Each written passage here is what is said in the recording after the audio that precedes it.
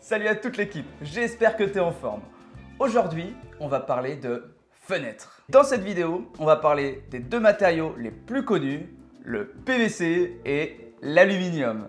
Avant de commencer cette vidéo, je t'ai préparé une vidéo bonus dans laquelle tu vas pouvoir apprendre comment augmenter la durée de vie de ces menuiseries. Le lien est dans la description de la vidéo, je te laisse aller voir. Après la vidéo, bien sûr. Et vous dites-moi en commentaire si vous préférez les menuiseries aluminium ou les menuiseries PVC.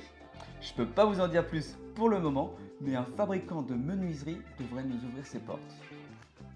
Et surtout, je te le dis à chaque fois, mais pense à t'abonner et à mettre un pouce bleu, c'est super important pour moi. Allez, on rentre dans le vif du sujet. On va commencer par le PVC.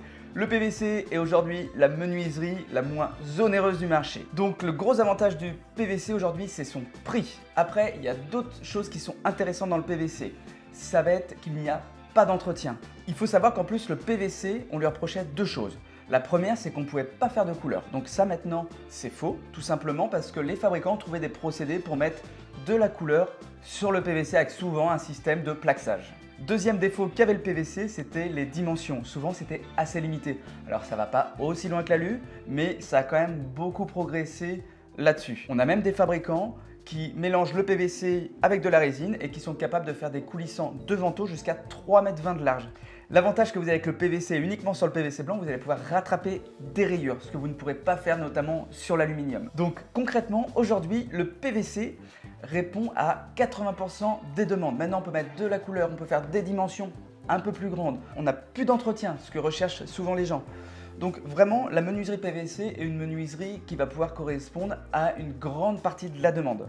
Alors, on va pas se mentir, aujourd'hui, la grosse tendance, c'est l'aluminium. Pourquoi l'aluminium? Tout simplement parce que les profilés sont un petit peu plus fins. La différence est moins importante qu'il y a quelques années parce que les fabricants de PVC ont vraiment progressé sur la section de leur profil. Donc l'aluminium fait un petit peu plus noble pour certains, donc va être préféré par certains clients. On va pouvoir mettre de la couleur à l'infini. Quand je dis à l'infini, suivant les fabricants, il y a des fabricants qui vont rester en blanc intérieur et pouvoir faire toutes les couleurs à l'extérieur, mais on a des fabricants qui vont être capables de faire un jaune intérieur et un rose extérieur. On n'est pas dans le jugement, hein. Chacun fait ce qu'il veut chez lui, hein. Donc comme l'aluminium est un métal, il va avoir une plus grosse rigidité que le PVC. Donc forcément, on va pouvoir avoir des grandes dimensions plus importantes qu'en PVC.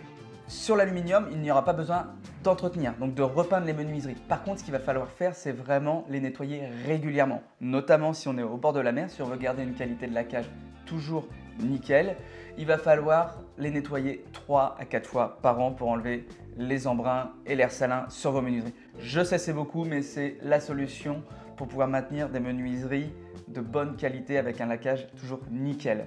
De plus, les couleurs tendance sont très foncées.